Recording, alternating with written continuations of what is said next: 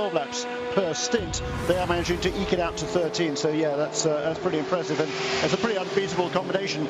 You know, also by generally speaking, by going a lap longer on the fuel, on the hot tyres, that's going to gain you a few seconds as well, as we saw in, I think it was the second or the third pit stop of the day, when by doing that extra lap it enabled Anthony Davidson to leapfrog the number 2 car and move into the lead of the race, and they haven't looked back from there. Yeah, that's absolutely right. It's the equivalent of having a final run on qualifying tanks, isn't it? All right, the tyres may not necessarily be at their ultimate peak, but those extra few kilos missing in terms of used up fuel, and it makes you wonder why the other 2 Peugeot can't push that much further on their tankage. They're using the same chassis, exactly the same engine, mapping as well as everything else. You would assume, can it really be that Wirtz, Genet and Davidson are just Scottish by nature with the fuel when they come to the... I don't know. Anyway, let's get back down to the pit lane. We are going to try and get to our GT1 leader. Now, at the moment, the GT1 leaders are just in front of the GT2 class. They've been helped, actually, by the safety car bumping them up a bit. It's the number 60 Maytech Ford, so we're not going to get a chat with Cindy Alleman. But, well, who could... Let's guess. Romain Grosjean's in the car, so it won't be him. Thomas, everything is going quite well for the moment. Yes, that's right.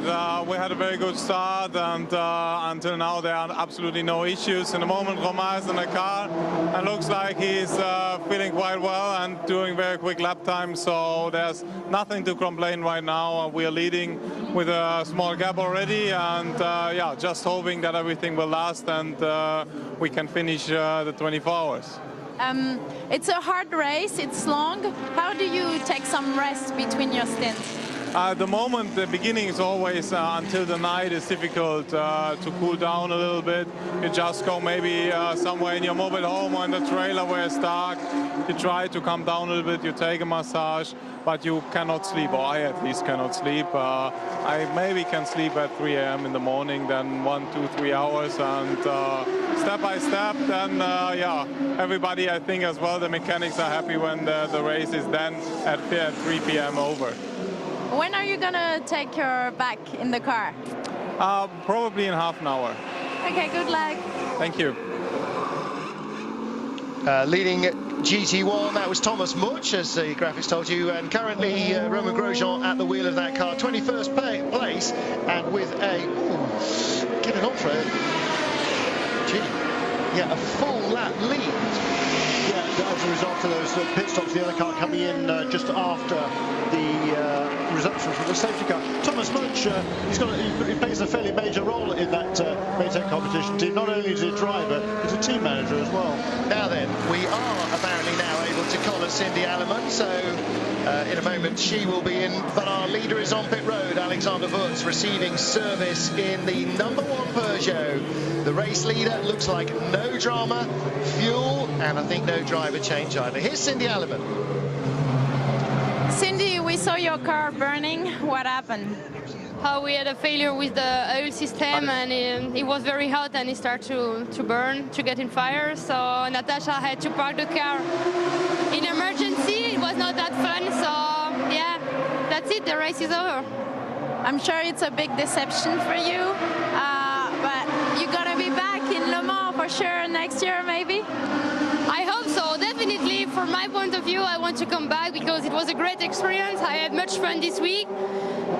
It's a little bit of a disappointment because we were there since last Sunday, and finally, after 6 hours of race, it ends up like this, so it's really frustrating, but that's racing, and we knew it before, so hope to be back next year.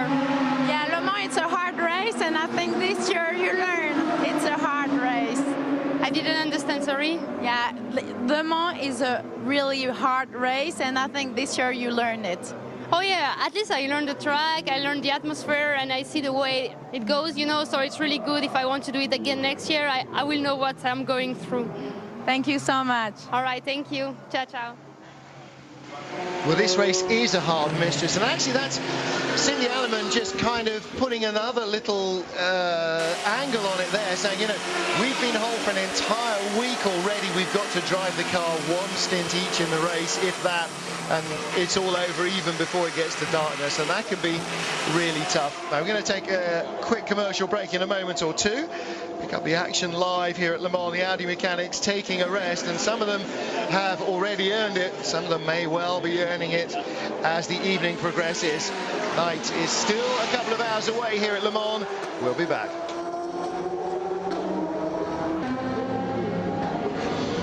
Welcome back live to Le Mans. We have 17.5 hours just under of the race remaining. It's 9:34 Central European time, 8:34 British Summer Time.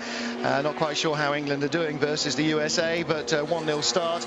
But despite dreadful ball handling, is not too bad. Meanwhile, look at this GT2 lead battle changes hands once more. Jamie Malo back in front of Ollie Gavin. Well, Jeremy Shaw, you were at Mazda Raceway Laguna Seca. I only have listened to it on the download from RadioLeMans.com.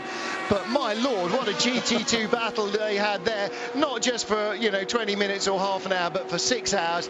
It's going on here as well. I mean, this is door handle to door handle stuff. We've still got 18 hours of this to enjoy. Sensational, isn't it? I mean, unfortunately, the safety car seems to have messed up the battle for the lead, but thankfully they haven't messed up the battle for GT2, and that was a great pass.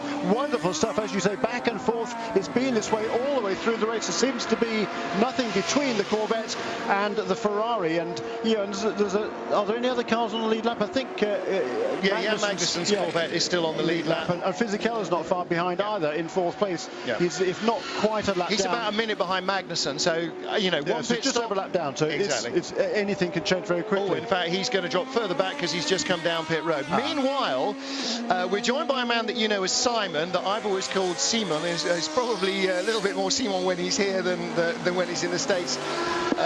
Whichever it is, bienvenue, Monsieur Pagenaud, and Merci. That's where the French has to stop. Let's try. I've been badly translating enough French interviews without having to try and conduct one as well. Thank you for having me first. First of all, delighted to see you, but really disappointed to have you up here instead of down on the track where we were hoping to see you until the end of the race. I could not agree more with you. It's a real shame. I mean, our 908 car was fantastic all weekend. Thanks to Sebastian Bourdais, put it on pole. The car was brilliant. All three cars were working really well together. I really think we had a shot at it, but unfortunately we had a failure on the car that we never had in the past, and it's one of those, you know, you gotta take it, and it's obviously a very brutal thing you have on your back, but it's something you have to get on with it and hope for the best in the future. Well, listen, talking about Mazda Raceway as well, anybody who hasn't been on YouTube is missing a 4-lap virtuoso drive. You started at the back of the field, not in a Peugeot obviously, but in your regular day job in the Highcroft car, and drove through the field in 4 magnificent laps. So one of the, I think we all probably agree, one of the best racing tracks there is in terms of scenery. How do the two cars compare? The Acura and the Peugeot, obviously very different concepts, very different way of driving. How easy is it to switch into, I suppose, diesel mode would be the best way to describe it when you come here? It's a good way to describe it. It's the diesel power is very different than the gasoline. When you touch a power on the gasoline car, you know, it's instant. You get the power straight away.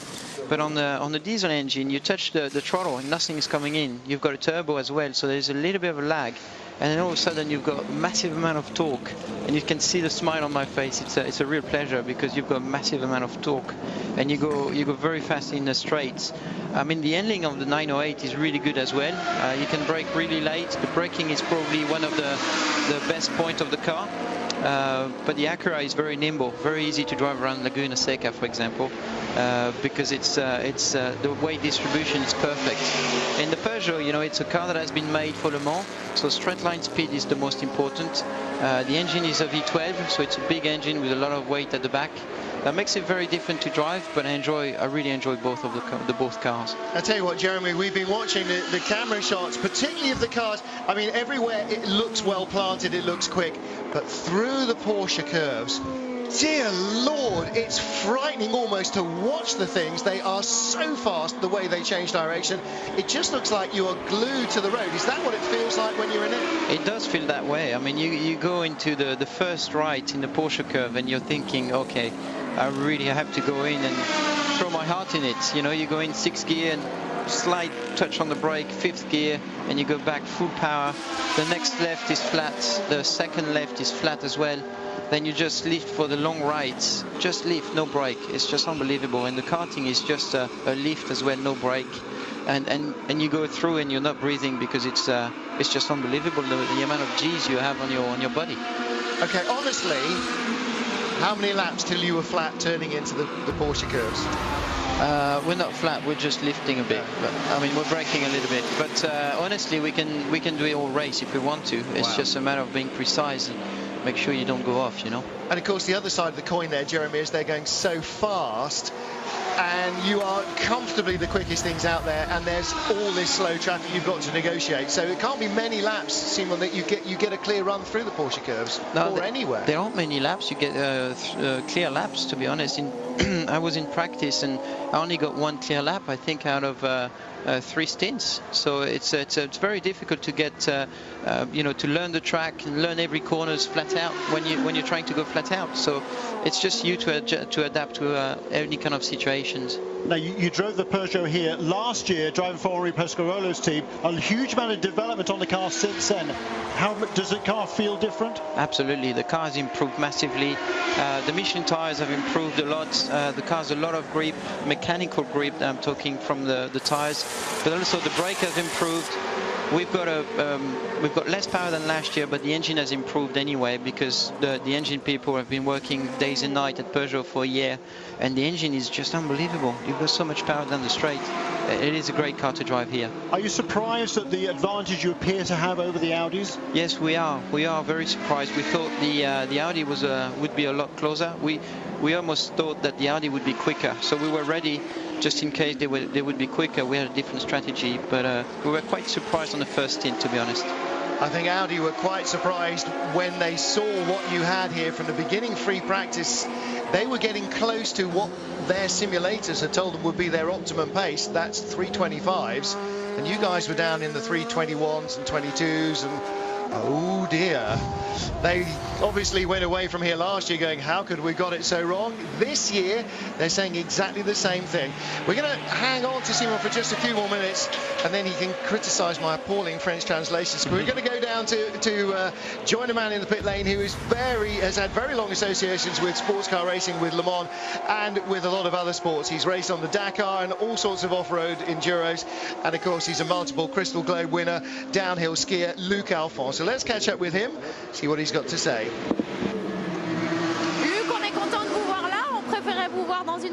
Happy to see you here, Luc. So it would be better to see you on the car. Oh, I've got somebody helping me now with that. Yeah. He said, I'd like to be here driving as well, but very happy to be here with the team, of course. Corvettes are still on the track, so we've got a few problems with the car, with the engine. And Luc not driving, of course, because he had a major accident last year. So hopefully we've still got a chance to be on the podium. We're first and third in the class, in the GT1 category. So still 17 hours to go. A lot of things can happen. Very happy to be part of the Tableau de la Route, the overall show here, I think. So it's going to be hard to win this category. I think that's true of just about everything, actually.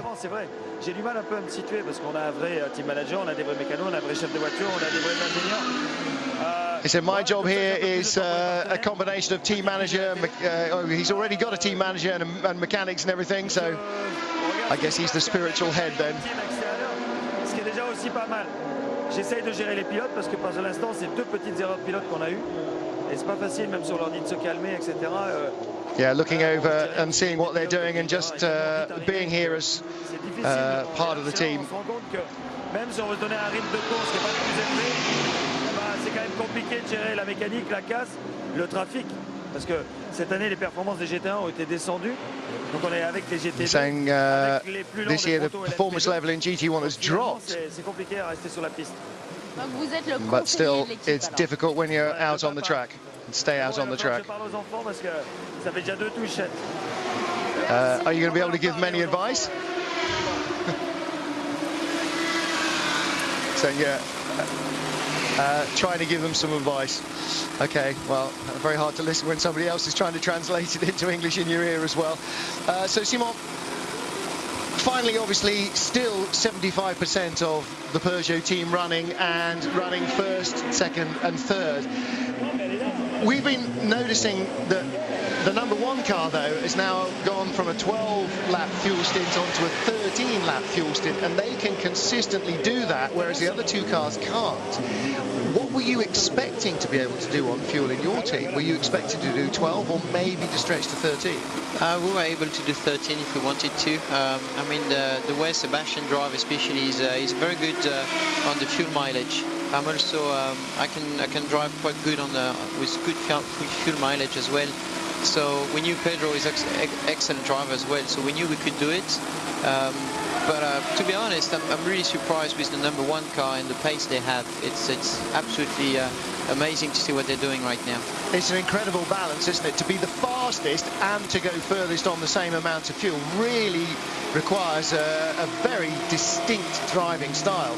And obviously that's something you have to practice a lot in American Le Mans Series races. The timing of the races largely is designed to be very difficult for fuel windows for everybody, so you have to often get a bit of fuel saving going on, so that helps with that strategy as well. Yes, you get to learn that in the USA with the safety cars and all those kind of things in America, which is great racing. I really enjoy it over there.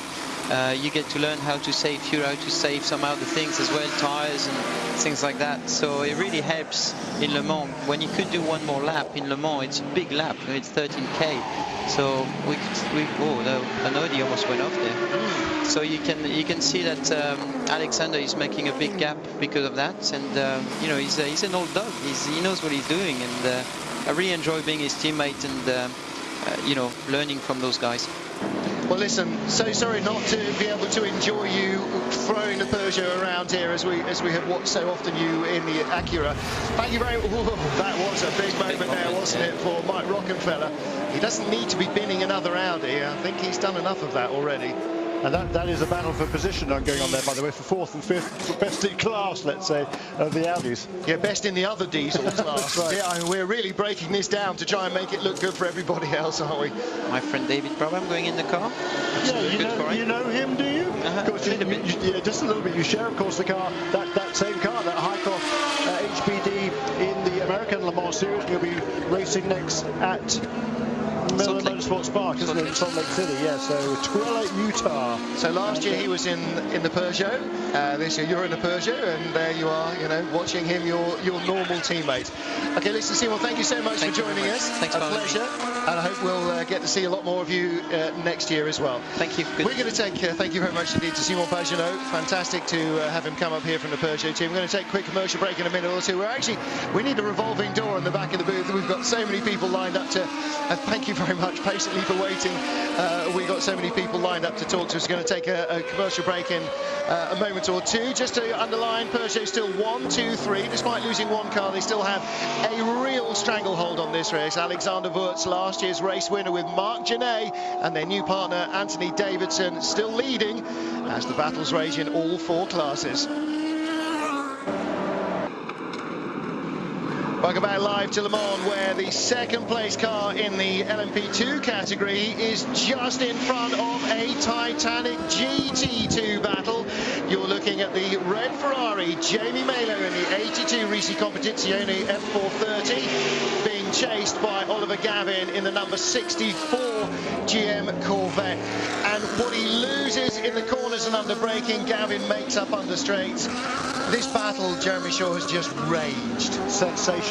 And about a minute or so back in 3rd place in the cars is Jan Magnussen in the 2nd of the Corvettes, but he is turning laps faster than the qualifying pole in his class. Absolutely amazing. And this GT2 battle, we knew it was going to be a feature of this event, and one of the cars we were hoping was going to be part of that battle, and indeed was part of the battle, was a number 80 Flying Lizard Porsche. Unfortunately, that car is out of the race. Darren Law was at the wheel when the car went out. Darren, you've been very kind enough to join us here and wait an awful long time here.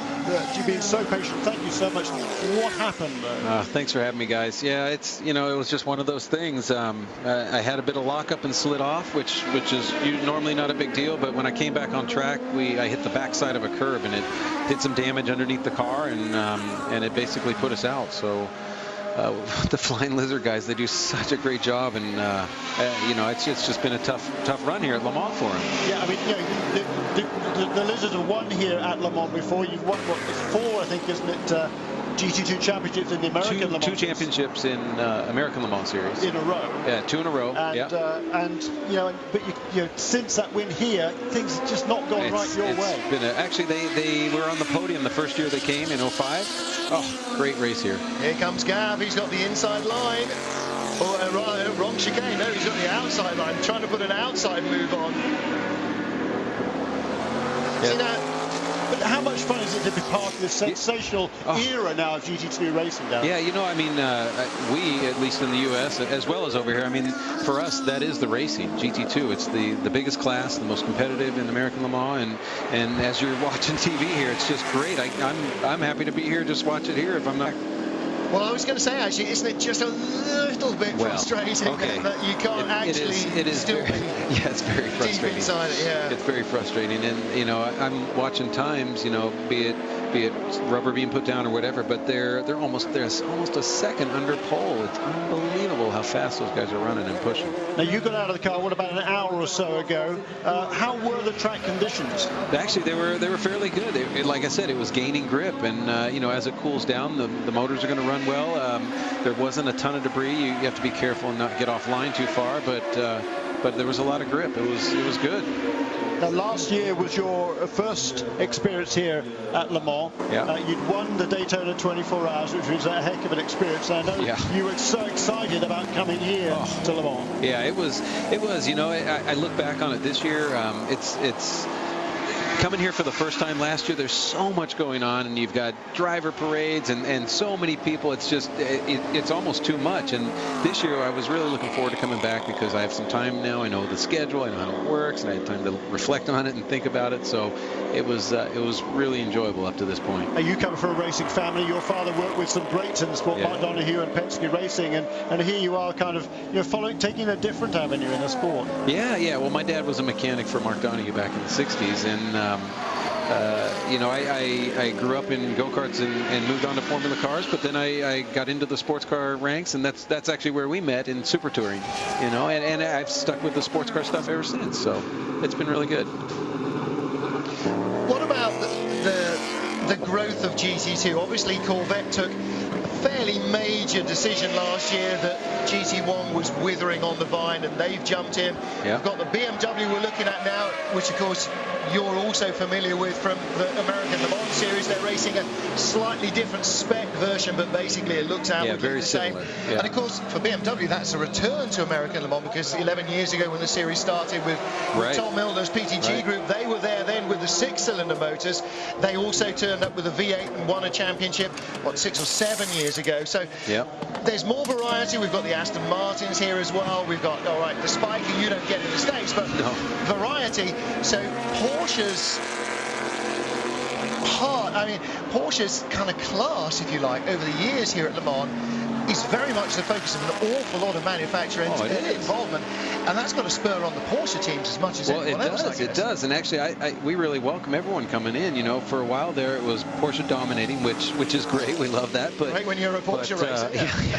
But I mean, it really makes the class having all the different manufacturers in, and the competition is really up the bar for everybody. So it's been great, and I think it's the best racing. Oliver Gavin is looking to make a pass down the inside, going into the first chicane on the Mulsanne straight, and this time he gets it done. He's positioned himself perfectly, got in the toe there. How much of a draft, how much of a slipstream do you get in these cars? Well, you know, a lot of the tracks in the States, we don't feel a lot of the draft, but here for sure we do. We're in 6th gear for our cars for so long. we go up several kilometers an hour as we come down the straight just in the draft. And while we're watching the number 64 Corvette try to fend off Jamie Mello going into the second chicane. Are they going to? Yeah, he's done it. They are, haven't they? So switch again. Fantastic stuff. Meanwhile, Jan Magnussen, the last 3 laps in a row have been faster each time, and he's now almost a whole second faster than anybody went in qualifying. Absolutely stunning performance by Jan Magnussen. First of all, to get 3 clear laps in a row, to do 3 fastest laps in succession is amazing in itself, and the speed he's going is fantastic as well. Here we are side by side now down into Mulsanne Corner. That's not really a place you think about making a move, is it? No, it's tough. You're coming in there so hard. It's easy to lock up there. Well, you're looking at 2 drivers who started their careers in very competitive single-seaters. They seem to have neglected the roof and the windshield in front of them, because they are back in Formula 3 or whatever days, and just we said at the beginning of the race, as we do so often, that it's like a Formula Ford 10-lapper, and they forget there's 23 3/4 hours left to go after that, and these guys are still at it exactly the same way. Even as the Peugeot goes past, they're not blinking because they don't want to lose their place. Talking of blink, we could see the Peugeot there flashing his lights as it came up behind those 2 cars. What is it like? I mean, you're going down there, down the straights at 290 clicks or whatever it is, and you're looking in the mirrors, and how much do you see the faster cars behind you? The Peugeots and the Audis, it's not a big deal. They're so fast and they go by so quick. As long as you see it, they'll get by quickly. It's the LMP2 and the other cars that really don't have much straightaway, and it makes it tough. Right, we're going to get down to the pit road, and I guess Justina's got somebody else to talk to us. Let's catch up with the action on pit road. What an incredible fight with the Ferraris. I think we saw a little bit of this in qualifying. I think the fans kind of thought maybe it was going to be a dogfight. This is some of the greatest racing in the history of Le Mans. We're very proud to be part of that at Corvette Racing. Yeah, it's just amazing to see this at this moment. Are you confident for the rest of the race? Oh, yes. The cars are capable of this kind of pace. We work all week long to set the cars up so that they're good race cars. And obviously Ferrari has done the same thing. I think this is a battle that can continue on for the next 17 hours. It's going to be very interesting when it gets down to the end. I'm sure we're going to come back to see that with you. I'll be looking forward to seeing you maybe in a few more hours, see where we are. Thank you so much. Thank you. Doug Feehan, the general racing manager at Corvette Racing, has been here so many times with these cars in the GT1 class. When they started in the American Le Mans Series with the C5s, they had a lot of power, overheated the rear ends. For years, they were the underdogs in the battle against the all-conquering Chrysler Viper. They gained supremacy, and really since then, they have dictated the pace of racing and the pace of development in GT1. And now, well, they're not dictating the pace in the GT2 category that they've moved into this year, but boy, are they right on it. Ferrari, for the last few hundred meters, has held the upper hand and currently lead the category, but that battle is barely even a car length apart. Peugeot lead overall. The Stracker Racing HPD is still leading in the P2 class. The Maytech Ford, the remaining Maytech Ford, is leading in GT1, and in GT2, well, toss a coin at the moment. It's either that Ferrari or that Corvette. One or the other will come into the pit lane after having blinked first, but there is nothing in it. And we still have Darren Law with us, and talking about the growth of GT2 in a way, and particularly in the States where GT1 has ceased to exist essentially. It gives the fans just as much variety. The fact that the Vet is now on pit road in third place, that's Jan Magnussen's pole-beating lap time car at the moment. The fact that the Corvette is in GT2, probably to even well-educated fans, doesn't make a lot of difference. We were saying earlier on, it doesn't sound any different. No. To any but a connoisseur with a tape measure, it doesn't look an awful lot different.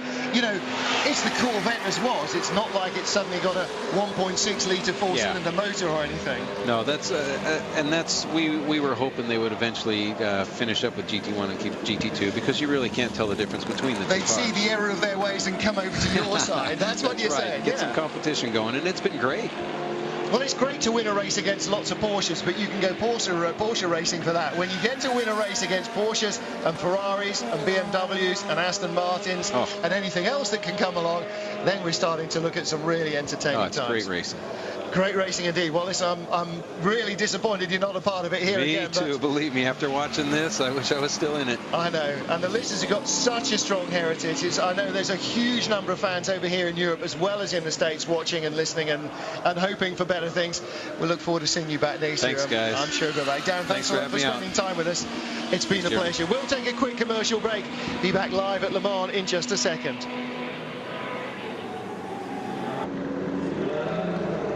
Welcome back live to Le Mans as you see the number 12 Lola coming off pit road. Marco Andretti at the wheel, continuing our American theme of the last several minutes. Onto pit road comes the car that is currently by inches second in the GT2 class. Oliver Gavin at the wheel of the 64 CompuAir GM Goodwrench Corvette, and he will stay in the car. That means Jamie Malo goes at least a lap longer on fuel. He now owes us a stop, and that was a quick turnaround from the Pratt & Miller boys. Jeremy Shaw, exactly as we're used to seeing. Yeah, that was a very quick stop there by, as you said, the Pratt & Miller guys. It's a class organisation all around. They are super well organised. They very rarely make mistakes. And if you were able to watch the race at Sebring, the Sebring 12 hours back in March, you'll have seen a very rare occurrence when the two Corvettes ran into each other in the pit lane, which was basically unthinkable, but it did happen, and they are absolutely bound and determined that there won't be any mess-ups like that here at Le Mans. But while we're continuing the US string here, we've got yet another guest who's been waiting back here for quite a long time. His name is Craig Hampson. If you're not familiar with the name Craig Hampson, he has been with Newman House Racing now for 17 years. Yes, exactly. Yes. 17 years, basically for his whole racing career. He's worked as a race engineer with all the greats, with Nigel Mansell, particularly, of course, with Sebastian Bourdais. And Craig, there's a weekend off from the IndyCar Series. Newman House Racing is still running a car for Hideki Noda in the IndyCar Series in the United States, but this is a weekend off for you. What are you doing here? Well, thankfully, Mr. and Mrs. Haas allowed me to use some of my valuable vacation time and come to Le Mans for the first time. I've actually never even been to France before. When Sebastian ran for us for 5 very successful years, he and I became really good friends, and Le Mans is his hometown, and racing here is near and dear to his heart. And I kind of had the vibe that with all the good preparations they had done, he was going to stand a chance to run really well. So I decided to come and spend a few days in France. And what do you think? Well, obviously, I'm very disappointed that he never even got to drive the car in the race. Yes. You know, he did an outstanding job putting the thing on pole, and I followed the preparations that they did all week with practice and the changes they were making to the car. I thought the car had a really good setup on it. They had been pretty much quickest in every session. So I thought it was going to go really well. But they were bitten by an unforeseen circumstance. Just kind of one of those racing things that no matter how much money you spend and no matter how much you prepare, sometimes things come up and get you. In this case, the tub had a failure of the carbon fiber, and one of the front suspension links came out, and that cannot be fixed in pit lane, so he is done. He didn't even get a chance to drive the car. Yeah, so disappointing for the guy. And we, of course, were speaking there with Simon Pagenaud, and he was he very, very eloquently expressed the disappointment I know Sebastian would be feeling as well. Now, because you're used to the open wheel ranks, what is your impression of the Le Mans 24 hours? You know, in coming here, I think most people in racing, they were fans before they became employees of racing, and certainly I was a race fan before I ever got it as a job. And actually, I was a sports car fan. I kind of like the IMSA prototype series in the United States. Actually tried to get a job with Tom Walkinshaw just as all that shut down before I went to Newman Haas. So I'm very excited to be here. I see a lot of familiar faces in pit lane, people that I worked with in the IndyCar and Champ Car series. They're staffing cars up and down, though it seems like knowing me might be the kiss of death for this thing, because one by one people I know, their cars aren't running too well. You know, ex-Newman Haas drivers. Nigel made it only a few laps in the race. Sebastian never got a chance to drive. It even looks like it goes down through the generations, because Marco Andretti he's out there, but they're struggling. So I've got my fingers crossed, I'd say, for the guys from Highcroft. That's a Honda-powered entry, and we run Honda engines in the IRL series, and so I know some guys on that team, and I hope they stand a good shot here today. Well, with that kind of touch of luck, maybe you ought to consider a job in the announce booth. That's what we call the curse of the commentator. I shouldn't have said anything. Will Phillips, the race engineer there, is going to be furious with me. It is. There goes the Lamborghini, which again, here we are at 10 o'clock at night, so we'll be going, what, 7 hours in this race. Confounding all opinions. Indeed, the Lamborghini is still running, and yeah, we've had several retirements certainly in the race so far, but it is a tremendous race. I mean, unfortunately, we see pit stops here for one of the Signature Plus Aston Martin, lower Aston Martin coming in for a routine service. Also the Orica AIM engined car. But Craig, you know, we've got this wonderful battle with the diesels going on, but this GT2 contest, you've been watching it here in the back of the booth here for half an hour or so. It is fantastic, isn't it? Yeah, the GT2 battle is making the race really great for television. You know, I've always been more a prototype guy because I like the sort of high-tech nature and the science behind it. But in terms of pure entertainment, you cannot beat what the Risi guys and the Corvette guys are doing. We see a lot of their racing in the United States. They kind of hammer on each other week after week, and you're getting to see it here in France. I have a feeling the third-placed Corvette might want to just keep an eye on all of this, because if those two guys keep doing that, there may end up in a heap somewhere, and third place will be looking pretty strong. Now, you're an engineer. I mean, right now the IndyCar series, it's a one-make thing. There's not a lot of, doesn't give you an awful lot of a scope as an engineer. And here you are looking at the prototypes here, all the variety up and down the pit lane. Yeah, Newman Haas Racing, we feel like we're an engineering-driven organization. We have a lot of engineers, and we have a lot of input in how the team is run. We believe in competition. We really think there should be multiple engine manufacturers. We think there should be multiple makes of chassis, and you should write a good rule book and then let us do our thing and try and exploit the rule book the best we can. I'm not a big fan of spec racing, and I don't think it's terribly successful when you try and do it. And that makes the ALMS or the Le Mans type of racing really exciting to us.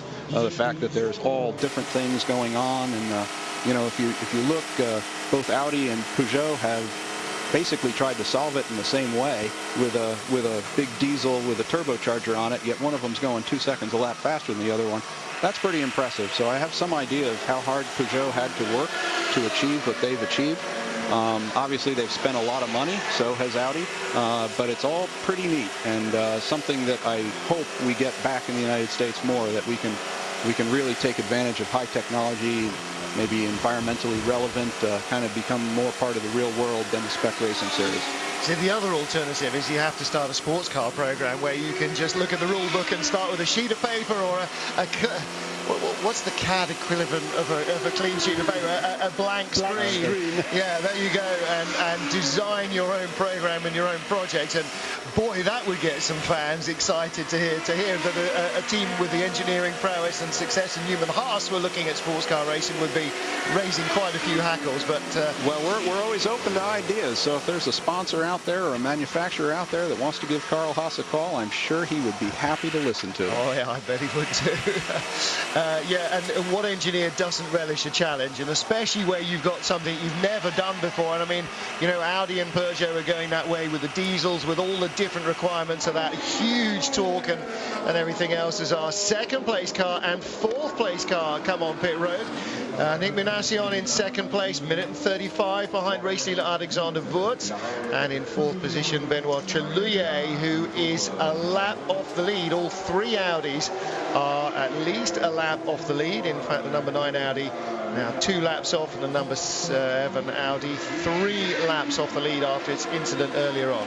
Both of these cars are onto pit lane this time around. Both the Audi and the Peugeot have managed to stretch their fuel load to 13 laps, which is the first time I think they've done that in the race so far. Okay, I wonder if we're starting to see slightly cooler ambient temperatures and maybe a slightly denser charge, just giving them a bit more power while being able to lean off the map. Or maybe finally the number 2 team have decided if the number one car are going to continually put in 13 lap stints, we absolutely have to step in line with that and not hope for a break in our direction. And there was another great view there of just the fact that just 2 mechanics are allowed to go over the wall, so if they go across the line to work on the car, to service the car, just the single air gun, and it's a very well choreographed operation down the pit lane, which is exactly what our guest at the moment, Craig Hampson from Newman House Racing, is used to have been over the years in Champ Cars and the IndyCar Series. Yeah, obviously the way they approach the pit stops here is very different. A limitation on the number of people, so the pit stops take a lot longer. The fuel goes in a lot slower. I'm interested, you're keeping track of how many laps the guys are doing on the stints, and it's important to know the driver can have a big influence on that and the way he drives. And in fact, a lot of our success, I thought, in the Champ Car World Series was with Sebastian was because he could make really good fuel mileage. And I think he learned that actually racing here at Le Mans and brought it to the United States. And then when everybody saw how well he was able to do by going fast and making good fuel mileage, well, they started to do it too. Well, we had exactly that comment from Simon Pagenaud about how awesome Sebastian Bourdais was at driving this thing quick and saving the fuel, and that, yeah, exactly that Champ Car heritage has really paid off there. We're going to get a quick word now in a moment with Nick Minassian, who has just stepped out of the second place number 2 Peugeot. So he's handed over to Franck Montagny, who started the car. So we're now fully through their first cycle of double stints, so triple stints then, so that's 9 stops completed for each of our lead Peugeots except for the front running one. Let's get down to the pit lane then. Nico, on vient de vous voir arriver directement vers votre ingénieur et vous aviez l'air de vous plaindre un peu du comportement de la voiture. Ouais, je dois dire que là c'était.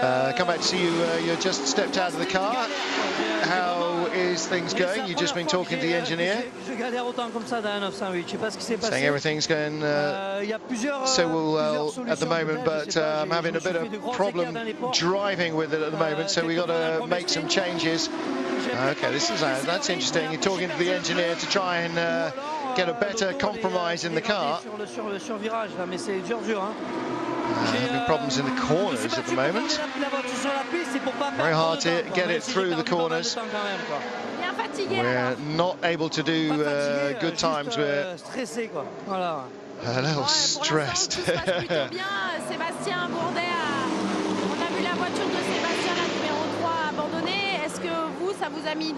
Now the 3 car of Sebastian has retired, is it going to be a problem for you? No, it shouldn't be a problem. 3 cars, you've only got 3 more cars. No, he's saying 3 cars should be enough, but it's difficult for us already.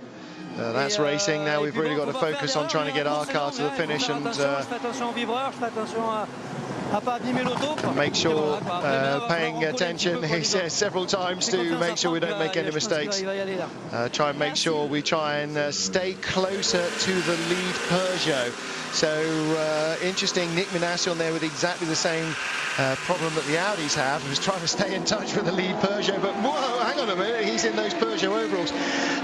And Jeremy, you know, you've been counting the laps over the last, that's our GT2 leader in. Yes, Jamie Malo is in for service. So Oliver Gavin, who was some way behind him after stopping, 3 laps ago, should now be right on his tail. Or, well, Jamie Malo's down and gone. Gav comes through the Ford chicane. I'm sure that was him in that shot briefly. Let's listen.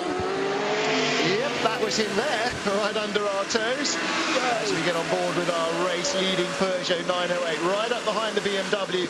Probably just as well in a lot of cases. We don't have microphones in the cars. Into pit road, I think, peeled off Alexander Wurz. Yes, he did. So he comes down pit road to make his stop. And that was Jeremy Shaw, another 13-lapper. I think it was interesting that Minassian was talking about having trouble with the handling of the car, and usually when the car, say, has a lot of understeer or is difficult to drive, you can't focus on making mileage. And so we're noticing that the number 1 car is going further on each stint. The cars are identical, so that doesn't make a ton of sense, except that 1 car is obviously handling better than the other, and that's why the drivers are able to make better mileage. Well, they've really got that number 1 car in the sweet spot, and I wonder whether Wurz Wurz, Genet and Davidson had one tilt at pole and then went, okay, do you know what, we're going to spend the remaining hour of the session not going fast in the last 10 minutes before midnight Thursday, but concentrating on going fast in the 24 hours between 3 p.m. Saturday and 3 p.m. Sunday, because that's the big payday. And you know, sometimes you just have to concentrate 100% on the biggest target and let somebody else pick up some of the smaller stuff. And it's great to watch the way they orchestrate these pit stops. There's only 2 people allowed to go past that line at any one time, but if you'll notice there, it's this is a longer stop. A problem there with the right front wheel on the change of that Peugeot. Okay, now the gun's not going on. There it is. Alexander Wurz has vacated his seat. Marc Genet goes back out. Always just the tiny little question mark. We're going to have to watch that car and watch its right front tyre for the first lap just to make sure it's still actually on the car. What I was going to say though, that there's only 2 people at any one time over the wall, but there's 4 or 5 people who are juggling around involved. There. Indeed. Yes, exactly. Fascinating. But only 5 can go across the line out of the pit road. Back out on track goes our race leader with Marc Genet at the wheel of the Peugeot. Welcome back live to Le Mans as we head into the evening. It is 10:17, 10:18 now here, Central European time, 9:18 in the UK. What's that, Eastern? I have no idea. It's 2 p.m. Eastern. It's -6 in Hawaii. Also, wherever you are, welcome to our coverage of Le Mans here on Eurosport, and wherever else you may be watching across the planet, because I know you don't necessarily have to be in Europe to be listening. So hello to everybody in Southern California. Marc Genet leads for Peugeot, has just taken over the lead number 1 car, last year's race winner, sharing with fellow winner Alexander Wurz and newcomer to the team, Anthony Davidson. They lead now by getting on for 3 minutes from the number 2 Peugeot. Their teammate Franck Montagny has just taken over from Nick Manashian, who was complaining about handling problems with that car, Jeremy Shaw, and that's what's leading to their relative high fuel consumption compared to their teammates. Yeah, that gap will be a lot less the next time the race leader comes past the start-finish line, as we see the number 15 car, Christian Backerud, there rejoining somewhat smokily from the pit lane. You can see now it's almost dark here. There is some daylight. It certainly isn't fully dark yet, but there's no doubt. It'd be a lot darker if it was as cloudy as a few nights ago. Yeah, quite. But conditions are very, very good right now. But that pit stop for Marc Genet, we saw that problem with the right front wheel. Looked like they've lost the wheel nut there on that right front. And that cost probably 10 or 15 seconds. So Genet has just come past to complete lap. No, he hasn't yet come past to complete that 180. So we'll wait and see what the gap is between Genet and Franck Montagny. Just come past now has Marc Genet, and it cost I reckon about 10 or 15 seconds that pit stop. Well, so certainly in time spent in the pits, they spent 10 minutes 10 seconds to 9 minutes 52 of their closest rivals in car number 2. So that will certainly have taken quite a bit out of it. The Tommy Erdos-driven RML Lola HPD Coupe comes in, and that is currently lying in 4th in P2 as we get back down to the pit road. Alexander Wurz, you're just coming out of the car. How is it going on the top of the field? In English or German? In English, please. English. Well, it feels good to be in the lead because, said it before, you dream about the victory, you think about the victory, and you work 365 days for the victory. And now to lead is, of course, feeling good. But you guys at home, and it's very early in the race.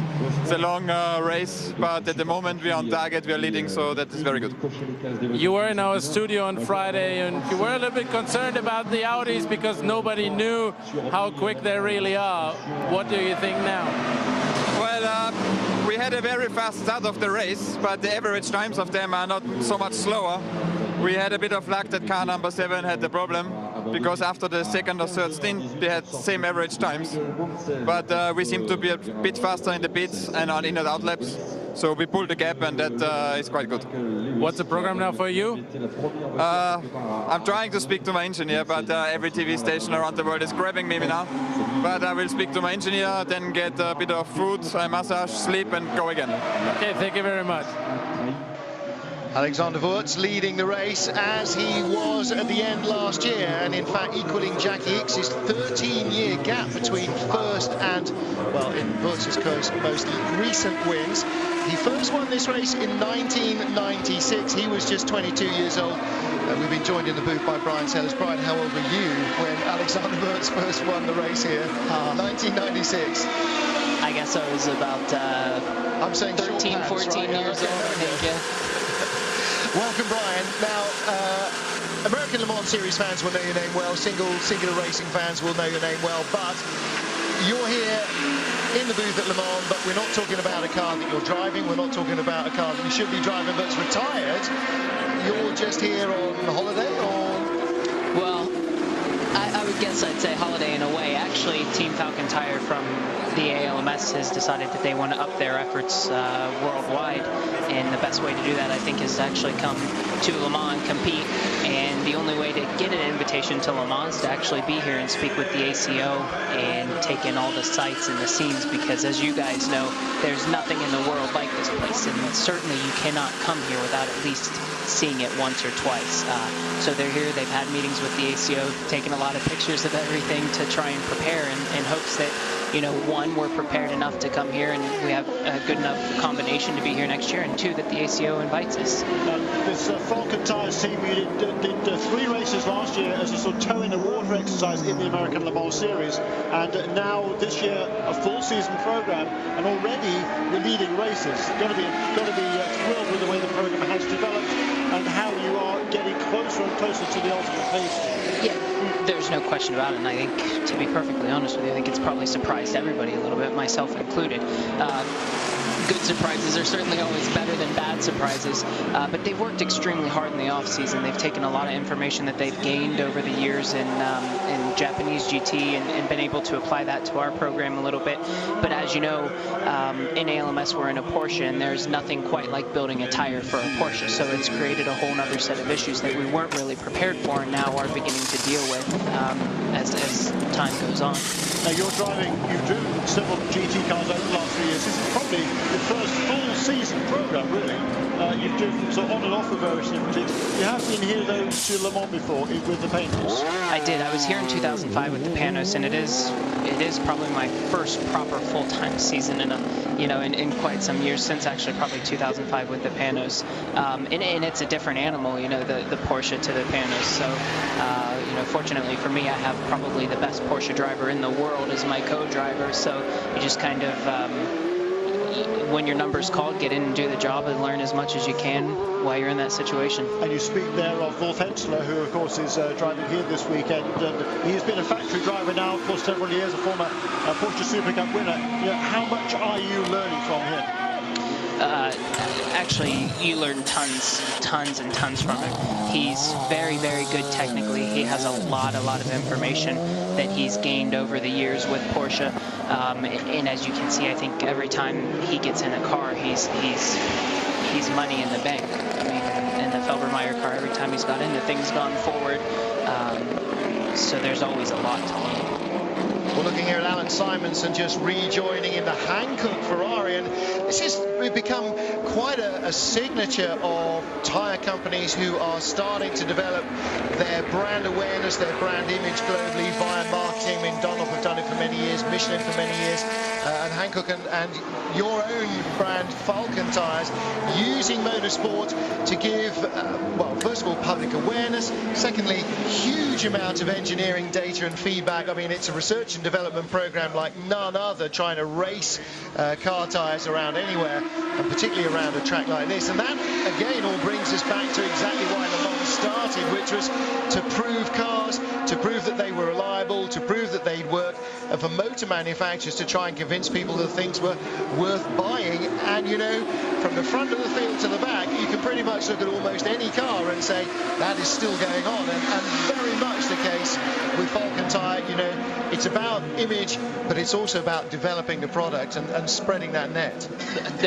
Yeah, that's absolutely right. And I think, as you said, you can see that through the whole field. Everyone's here at Le Mans because everybody knows that to be the best, you have to beat the best. And that goes all the way from P1 with the battles with the Peugeot and Audis, and P2 with HPD, all the way down the line to the GT cars. And I think you can see that the battling back and forth has been phenomenal so far in all classes. I mean, especially GT2, especially the P2. Okay, our race leader is on pit road, and this is an unexpected pit stop for Marc Genet. He's only been out for 2 laps. Incidentally, last time round, Frank Montagny set a brand new fastest lap for car number 2, so if they've made changes, that's good news and drama. Tolly Dolly's going underneath the number 1 car. They had a slow right front tyre change. We are now choosing exactly the right moments to leave you on Eurosport, but we will be right back on the other side of a quick commercial break. So Marc Genet in the garage, and high drama for him, and out of the car as the engine cover comes off and bodies hurl themselves at the car. Going into the cockpit suggests to me an electrical problem possibly, and the other thing might be a fuel leak. Don't forget, coming back on this channel at 11:10 tonight, Central European time, that is 10:10 UK time. We will continue our live coverage. I must stress that when we change from 1 to 2 and 2 to 1, our live coverage continues uninterrupted throughout the 24 hours. Stay with us, please. And when we get back on after this break, we will bring you up to speed as much as we can with the dramas here at Peugeot. Cars getting full service, but our lead is about to change. If you're just joining us, that car you were just looking at is the race leader, Marc Genet, on pit road in Peugeot number 1.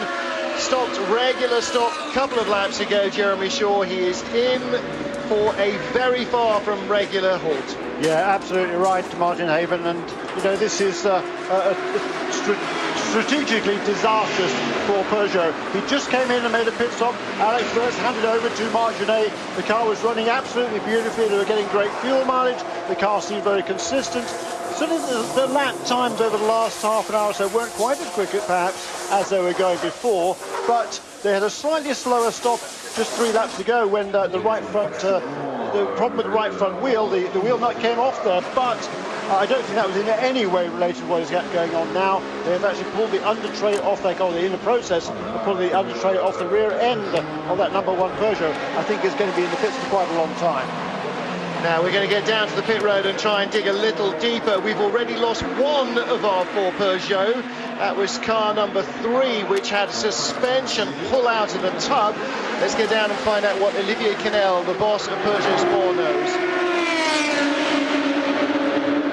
Here is what happened. I think there's a problem with the starter. So I prefer to have a look to make sure the car will current, because now it's night, so we need electricity. So I hope it won't take a long time. We'll see. Is it more precaution, or was it an emergent problem? Hey? Was it an immediate problem, or is this just to not have problems later? It's an electrical problem. We will see. It's with the starter. We hope they will find the solution quickly. Merci bien. Okay, so Olivier Canel saying a problem with the starter. Now, those of you with longer memories will remember the MG Lola and the Starternator, a combined starter-alternator fiasco, which really didn't serve them too well. It was very prone to overheating and failing. It was underneath the engine and above the flat floor, which meant, yeah, predictably a nightmare to change. Now, it's a problem with the starter, but we need to fix it because at night we need lights. Well, you know, to you and me, those are separate items on a road car, so in some way that suggests to me the starter must be connected, linked in some way with the alternator. So, because otherwise, I mean, he wouldn't have been able to leave the pit stand in the first place, and they wouldn't need to replace it just to get the lights to work. Exactly right. So they must have been losing voltage there, one would assume. But unless there was a short, maybe, yes, after he started off. Again, a very bizarre occurrence here, because, I mean, these cars have been... They've been raced for 3 years. They've been done an astronomical amount of testing. They've won here at Le Mans last year. They really didn't have any major technical problems that I can think of last year. No. They won the seat in 12 hours.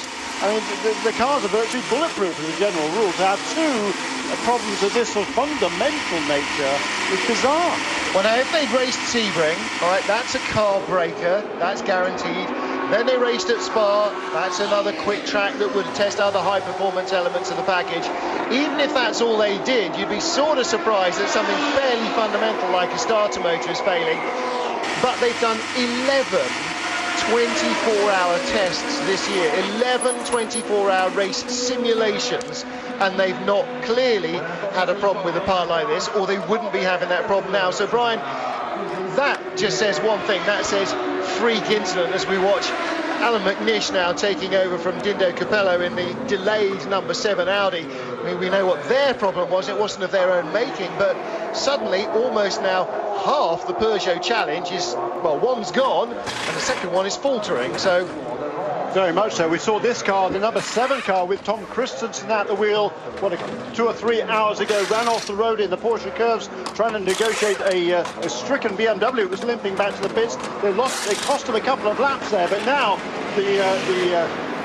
the tails of the Audi camp have been sort of raised significantly. They'll be smiling a lot harder. You put somebody behind the wheel, somebody like Alan McNish behind the wheel of one of these cars, his dander is up, and he is going to be turning some blistering laps right now. He feels now as if he's in a position to be able to put some pressure onto these Peugeots, and if there's any thought of the Peugeots cruising, I think we'll find out shortly. I don't think that's the case at all. I think that's what makes this race so special, right? I mean, as you said, maybe it is a freak incident with the Peugeot. Maybe they're not actually telling us what's truly happened. But it seems to me a little strange that it would be a starter issue, like you said, unless it was somewhat connected to the alternator. But I did see the lights were